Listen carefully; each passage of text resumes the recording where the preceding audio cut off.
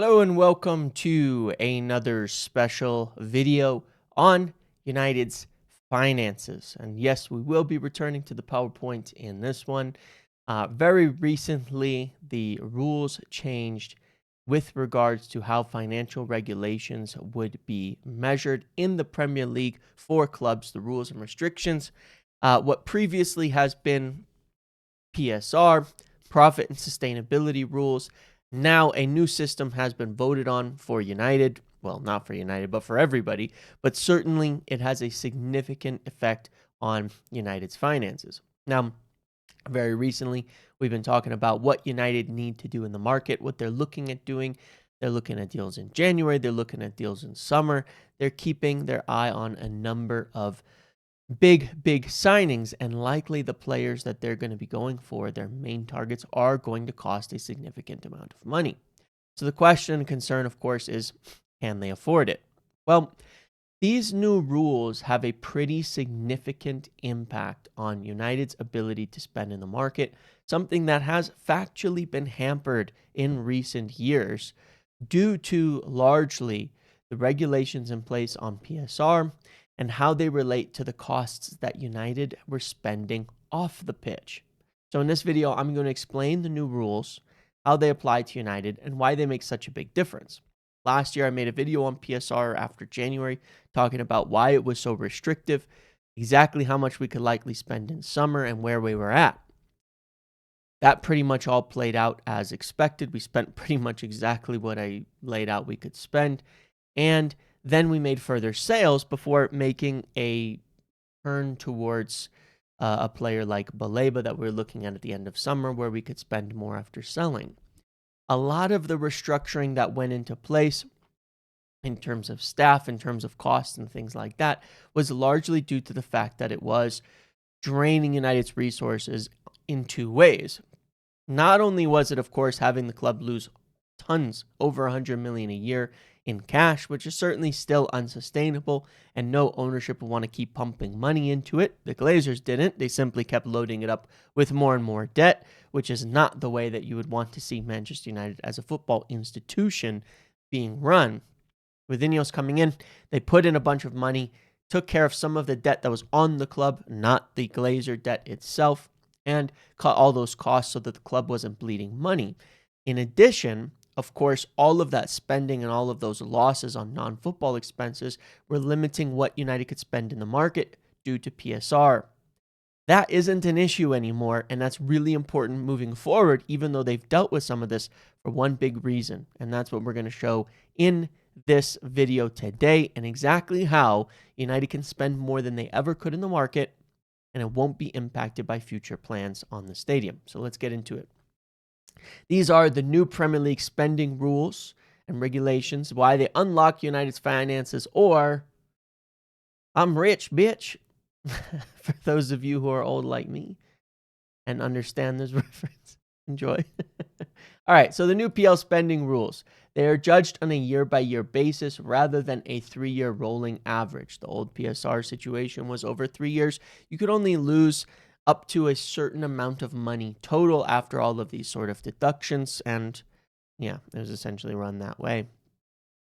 It limits what clubs can spend on players or head coach. Transfer fees, they're still amortized, so all the stuff about amortization still applies. It limits what clubs can spend on players or head coaches. This really just includes transfer fees, wages, head coach salaries, and agent fees. There are a lot of things not included in this. A lot of staff, analysts, things like that, not included. Even assistant coaches, per the initial ruling, not included. Now, that's not a significant amount of the costs and wages, but it is a portion of it. So, we'll see how that ties into it later. But this means that even with our estimates here, it's probably a little bit better than we think. It still eliminates youth, women, etc. So when the club are spending on youth football, on women's football, that is not factored into the squad cost ratio spending rule, or SCR. That's not factored in. Those are still totally separate. Whatever you're spending on the youth team, on the women's team, that's all separate. Doesn't count against you. The clubs are anchored to 85% of their revenue. So this is where squad cost ratio comes into play. What it means is whatever you earn you can only spend up to a maximum of 85% of your revenue on players, head coach, transfer fees, wages, all of that, agent fees, etc. So if you had $1 billion in yearly revenue, you could spend $850 million a year on football. Very, it's quite a high percentage, to be fair. Obviously, $1 billion, just easy math there. If you had $100 million in revenue, you could spend $85 million a year in terms of that. Now, obviously, each club is still a business. Each club still has their own finances, and if they're losing money, someone's going to have to pump money in and keep the club afloat if you're spending that much. But the regulation is gone in that respect. UEFA already has this rule in place for 70% for UEFA competing clubs. So essentially, for clubs that are expecting to play in Europe, there are no rules anymore. It's irrelevant. It's all about that UEFA rule has already been there for a few years now. And if you're in compliance with that, you're nowhere close to the limit for the Premier League. So essentially, in the past with PSR, the Premier League's limitation has often been more stringent than UEFA's. And in a large part, this is because there's a lot of clubs in England that have a lot of expenses beyond football, and those non-football expenses are being counted against them in terms of losses and their ability to spend in the market. Now it's just percentage of revenue. And if you're in UEFA competitions, you're already having to focus at 70%. So it's not hard to comply with this.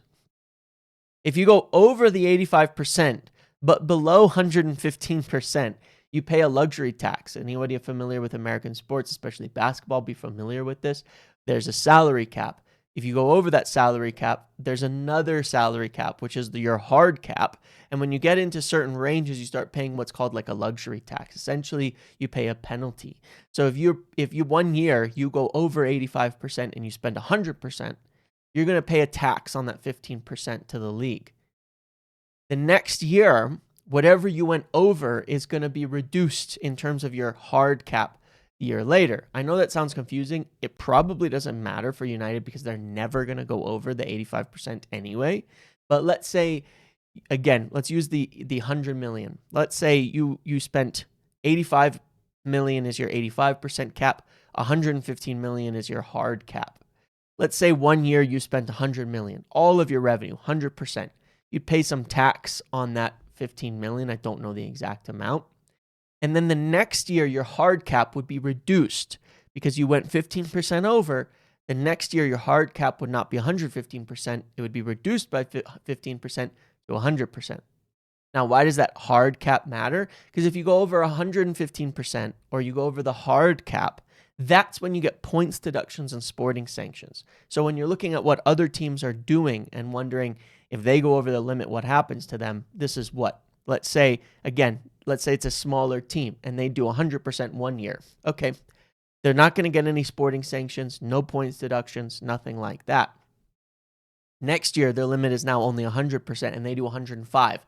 Now they will likely be getting sporting sanctions and points deductions because they have essentially breached the full limit of what they are allowed to do and gone over that hard cap. So pretty much irrelevant for United because they'll never go over that. But when you're looking at what other clubs are doing, important to understand that. I know it's kind of confusing, but essentially you have that extra 30% in space. If you use some of it up, you don't get that next year, the amount that you've used up. And if you go over that extra, then you get sporting sanctions. Then the second system is called sustainability and systemic resilience. It has 3 tests. 12.5 million in cash or working capital. These tests are kind of a joke. I'm not going to lie to you. United will never, ever have a problem with these. If they do, they are already gone as a club. 12.5 million in cash or working capital. I think United usually have hundreds of million. That includes credit lines and things like that you can use. Can you survive an 85 million hit? Well, United have survived 85 million hit every year. And again, big reason for that, having that equity line and obviously having owners who have a significant amount of money as well. Do your assets outweigh liabilities? This may be the toughest test of the lot, especially if you have tons of debts and things like that. But it also including your players at market value. So if you take all the players at United, forget amortization and say, what's their market value and add it up, you're probably in 5, 6, 700, 800 million, you're probably in the 500 million range or somewhere around there, maybe even higher. And you still have stadiums and Carrington and all sorts of that. Chelsea don't anymore because they sold everything off, but that's a separate issue. They have the 65-man squad. But anyway, these tests are really, really simple. They're probably a joke. United will never be in danger of failing all of these. Everybody passed them. Nobody had any concerns about these tests. They'll pass those every year. So if you look at it just based on the two things we've discussed, United are not in danger at any point in time of falling afoul of these Premier League regulations and should not be limited in the slightest. But it gets better. So why does this matter for United? I'm going to reference a video I made last year.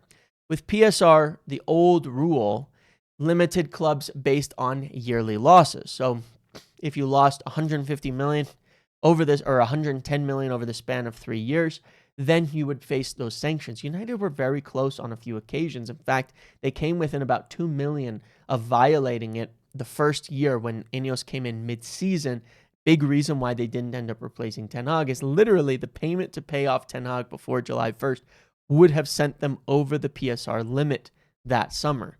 Crazy, but that's how bad it was because United were bleeding money so badly since COVID with the overspending on transfers, the huge wage inflation that they had, as well as the vastly bloated workforce that they had. Just factually, it was. United were losing money. It counted your losses, including losses incurred from non-football related expenses. And that's the important part is, yes, our transfer spending was high. Yes, our wages were high. Yes, of course, that was a big part of where we were losing money too. But our non-football expenses were high as well, right? That's the 400 staff. The Glazer debt being paid was being, of course, counted against us in terms of PSR, interest expenses, even things like losses due to the changes in exchange rates based on where United's money is being held. All of that counted against us. So many things counted against us and actually limited what United could spend in the market because of all those extra expenses. Non-football spending that drove the club into losses was blocking spending. Now, under the new rule, non-football spending is irrelevant. Okay? So, all those 400 staff, the Glazer debt, all of that now is relevant to the fact that United want to have a sustainable club that isn't losing money constantly, but irrelevant in terms of Premier League regulations. It is not a limiting factor. So this is from last year. I made these charts. This is what United needed to do. They needed to cut and improve finances by around 40 million a year to maintain transfers and football spending to reach regular PSR compliance. So this is where we were, right? This was our revenue, this green line. We had our spending on football. This is what still counts today. We had our operating expenses, which is really, really, really high. This was all the staff, things like that. This is women's football, youth football, etc. And these are debt payments. So we were over our revenue even with just the operating expenses. Then when you added the debt on top of that, we were losing way more money, okay? So we were already in danger of violating PSR just on that basis. And not only that, yes, this is deductible, these youth football, women's football expenses, but we were dragging down more debt to pay for it, which meant our debt payments are getting higher and higher and higher, which meant we were getting further and further away from compliance. The solution, of course, was twofold: raise revenue and reduce expenses, like it would be for any business. That was the plan to get them back within PSR compliance, to get to a point where even with the deductible expenses, United were not losing money, so the debt payments, maybe they're a loss, but they're already a loss and you're just paying them down. Because the idea was, of course, we don't want to spend less on football. The club never really wanted to go and say, oh yeah, well, we're going to have to spend less on transfers, and they didn't. They managed to work it out properly where they spent about what they usually spend on transfers in that 125, 150 million net mark around there. So this was the plan. Now, however, where it gets even better is none of this matters anymore. These operating expenses, deductible expenses, debt payments, none of that applies to PSR. Of course, again, it still applies to the ability for United to be a sustainable, self-sustaining, profitable, good business, which will, of course, allow for more money. So United have raised revenues even without Europe. Their non-football revenues, things have started to climb back up the direction that they want to be. Their expenses have gotten a lot lower. This means from the perspective of the ownership, the club has more money to spend and is not bleeding. But more importantly, from the perspective of PSR, we are not limited in the slightest because none of this matters anymore. None of that bothers us. And that's, again, really important for what we're going to talk about in a second. Well, here's what I mean. Debt payments, not applicable anymore. Operating expenses, not applicable anymore. United couldn't spend more, so they had to cut expenses, jobs, etc. across the boards to get within compliance without cutting football spending. That's what we had to do. That's all those job cuts, things like that. Again, not just for PSR purposes. Part of it was simply because we need the club to not be bleeding money constantly 24/7 to the tune of hundreds of millions. It shouldn't be doing that. But even still, we were still limited by the regulations in terms of what we could do in speeding up the transfers, the rebuild, the things like that, having to keep a keen eye on it for the future and say, look, well, what if we don't back into Europe? Then we have to be super careful again because we're right on the edge of PSR and etc. None of that matters. All that matters now is United's revenue versus their transfers, wages, and football expenses. That's it.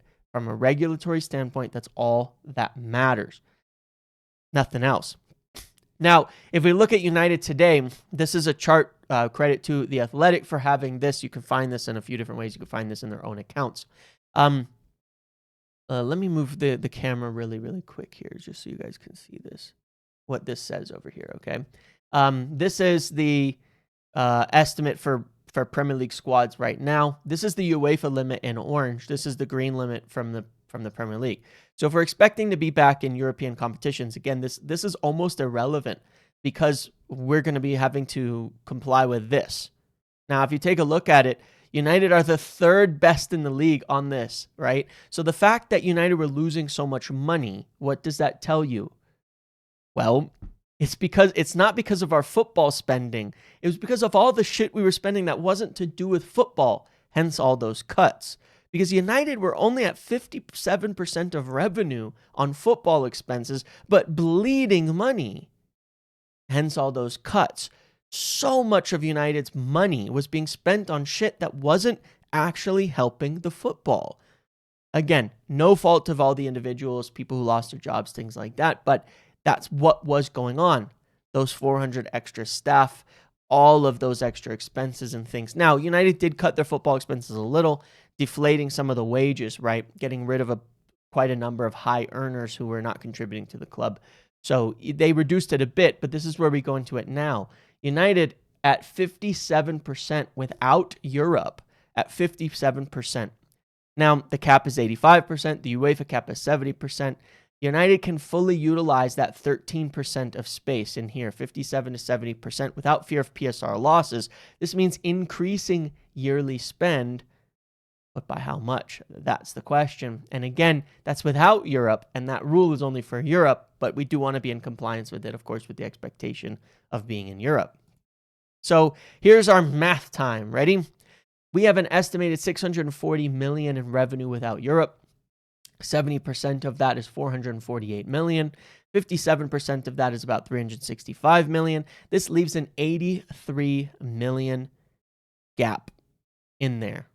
$83 million gap in there. Is my math right? 70? Yes, it is. It is. Sorry. $83 million gap. That's what is there. Okay. Your 5-year net spend. Now, bear in mind, $83 million doesn't mean you can go and spend $83 million. It means you can spend more than $83 million. Because again, amortization, have to factor that in. We're talking about amortized. Our 5-year net spend is $135 million yearly. Why you use net spend in this case is because over a 5-year period, essentially, that's what's being amortized yearly. $135 million is the average. $135 million a year is our amortized transfer spending. Okay? And essentially, that means we spend about $135 million a year net on transfers. Okay. So I'm trying to eliminate amortization now so you don't have to think about it. I've already thought about it. That's why the 5-year thing. We spend about 135 million net a year on transfers. Okay. We can safely now spend 205 million net without including the increased European revenues. If you were to add European revenues in, we could safely spend about 255 million a year with Europe. That would be an increase in about 120 million a year in transfer revenues. Now, you have to factor wages and things into that, so it's a little bit lower. But yeah, further wage reductions are also expected with big departures. Increase for this summer can increase further. So Casemiro's wages, some other significant wages and things coming off, some other amortizations ending, things like that. You kind of have to factor that in anyway. So safely put, though, United can probably spend over 200 million net this summer, even without Europe. The wages that we add will probably be replacing the wages that are departing, so we don't really have to think much about that. But yeah, 200 to 250 million if United get into Europe is what they can safely spend while staying below that 70 million cap. And that's, again, net spend. Now, it may even be higher because, of course, at the end of last summer, we ended up selling Garnacho and some other players and getting big amortization benefits. Selling players and getting those big benefits still count. They still reduce your kind of cap, but given it's judged on a yearly basis, they're not going to help us as much in the future anymore. And one of the things with that is because it's yearly, to a degree, those big academy sales don't have as much of an effect. They can help you 1 year, but because you're not doing a 3-year average, the next year they're largely irrelevant again. So you're not going to necessarily get bailed out. I personally think it's a small move in the direction of less incentivizing academy sales because they have slightly less positive effect on the long term now, which I think is a good thing in football. So anyway, United can spend a lot, a lot, and we need it. We're talking about Elliot Anderson at maybe 100 million. Cool. Another midfielder at maybe 56 million. Cool. Another wide attacker at 50 to 60 million. Got it. Another defender on top of that. Do it. We'll need to depart with 1 or 2 players. We have Rashford with a 40 million option at Barcelona. That alone could cover and make it so we can do all that. If we get Europe, we don't need any sales to do all the business just laid out. So in terms of the regulatory aspects anyway, it makes for a big deal. But yeah, conservatively, 200 to 300 million net is without much regulatory risk now. But still, the club have to be smart. Even with this regulation removed, United have to, of course, purchase well. If we continue to be outside of Europe, if we overinflate the wages and spend way too much and boost those numbers back up, buy big names, pay $350,000 a week, hand out contracts like candy, it's very easy for United to be up at 70% again really, really quickly and looking at a situation where they're constantly having to sell to buy and we're stuck with these poison pill contracts that are limiting our spending, especially if we don't continue to raise revenues by being in Europe consistently. So we need to do that. It's also important, of course, that the club isn't completely fiscally irresponsible. It shouldn't be losing hundreds of millions a year. It just shouldn't, because that just means potentially more debt being loaded up on the club, and it's not something we all want to see. But a major added benefit as well in this, a huge one, is that any expense for the stadium planned has zero regulatory impact on transfers and squad spending. So if United need to take out loans for the stadium, and they have to make these big loan payments every year, it has no effect on that spending cap. It will not limit United in the market. It won't. From a regulatory standpoint, it has absolutely no effect. So that's huge with the stadium up and coming, because previously we were looking at this, and I spoke with a couple of people and we're thinking about this and trying to do the math and saying, well, if we end up having to spend this 50, 60 million a year in stadium payments, that's going to come straight out of our transfer budget because it's going to affect PSR. Not anymore. Has nothing to do with it. It won't affect PSR at all. It won't affect United's ability to spend in the market at all. So big, big plus there. So kind of in conclusion on all of this, the new spending rules essentially mean spending on stadium, debt, etc. None of it is going to affect United's ability to spend in the market. If we look at the math that we have now, the space that United have available based on the percentage squad cost ratio they have today versus the allowable limit for UEFA competitions, they can very easily and very likely spend between 200 and 300 million a year net without approaching that limit. And that's with Europe. Without Europe, it's probably on the lower end, around 200 million, which isn't bad and should be enough to easily get back into Europe, for God's sakes. But obviously, with Europe, and I'm not just talking Champions League, I'm saying even Europa League, United can spend closer to that 250 to 300 million bracket in terms of net spend per summer. And it just removes having to sit there and constantly think about, talk about, and do math and say, can we do this? Can we do that? Well, look at the losses. These are not things I want to do every year as a fan, even though I enjoy talking about the finances and all of that. They're things you have to do to get a picture of what United actually can do safely in the market. That should all be gone next season. After July 1st. That should all be gone. So yeah, some of our spending will probably have to be after July 1st, but we can still spend quite a bit this year anyway, as it's the final test for PSR will be before at the end when the accounts are published on June 30th. But regardless, United should be okay there anyway.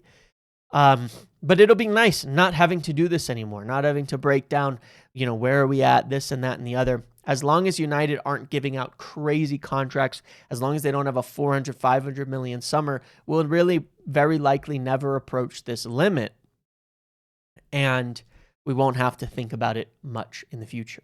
So from a regulatory standpoint, everything is primed. It is very good news for United for their ability to go out and spend the 200, 300 million that is necessary this summer to really, really build the core of this team, to finish some of these big, huge, major positions in the starting 11 where we need, I think, at least 4 more players pushing others to depth.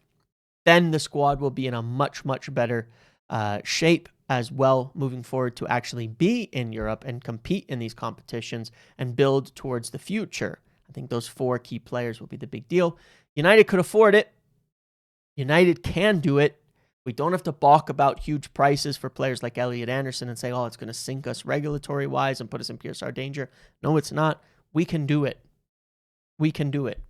So I hope they do. And I hope that means as well that they're very ambitious in the market between January and summer to help this team out. But these regulation changes are a big, big win for United. They're one of the teams that gain as more advantage than others comparatively in the league right now, while some other teams, it's going to hurt them a fair bit. So big win for United, and also a big win for the stadium project and such moving forward, in allowing it to not interfere with United's ability to compete on a football level. Okay? Hope this explanation makes sense. Hope you found it interesting. Thank you for watching. Enjoy your day. If you're an American or something like that watching today, enjoy your Thanksgiving. And I will catch you all in the next one. Please make sure to like, comment, subscribe. See you later.